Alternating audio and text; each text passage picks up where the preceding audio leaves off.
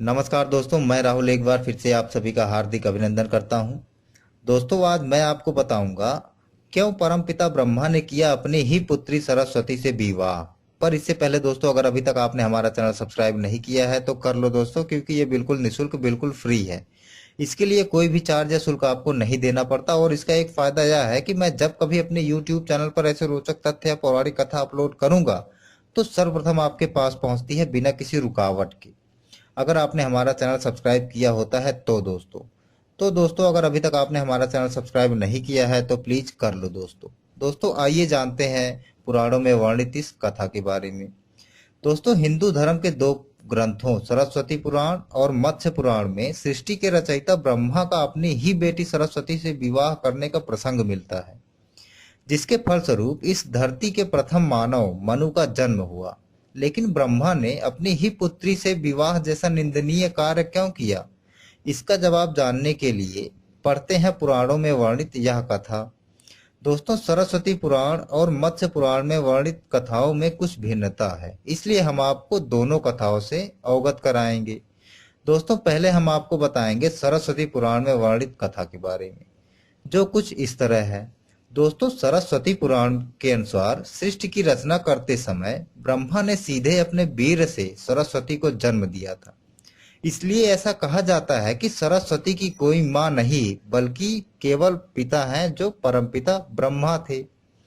दोस्तों, सरस्वती को विद्या की देवी कहा जाता है, लेकिन विद्या की यह देवी बेहद खूबसूरत और आकर्षक थी कि ब्रह्मा भी सरस्वती की तरफ आकर्षित होने से खुद को नहीं बचा पाए और उन्हें अपनी अर्धांगिनी बनाने का विचार करने लगे।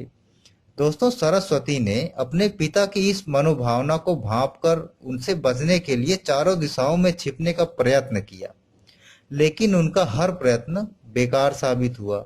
इसलिए विवश होकर उन्हें अपने पिता के साथ विवाह करना पड़ा। दोस्तों, ब्रह्मा और सरस्वती करीब 100 साल तक एक जंगल में पति पत्नी की तरह रहे। इन दोनों का एक पुत्र भी हुआ, जिसका नाम रखा गया स्वयंभू मनु। अगला है मत्स्य पुराण में वर्णित कथा के अनुसार। इसके उलट मत्स्य पुराण के अनुसार ब्रह्मा के 5 सिर थे। कहा जाता है जब ब्रह्मा ने सृष्टि की रचना की तो वह समस्त ब्रह्मांड में अकेले थे। ऐसे में उन्होंने अपने मुख से सरस्वती साध्य ब्रह्मी को उत्पन्न किया।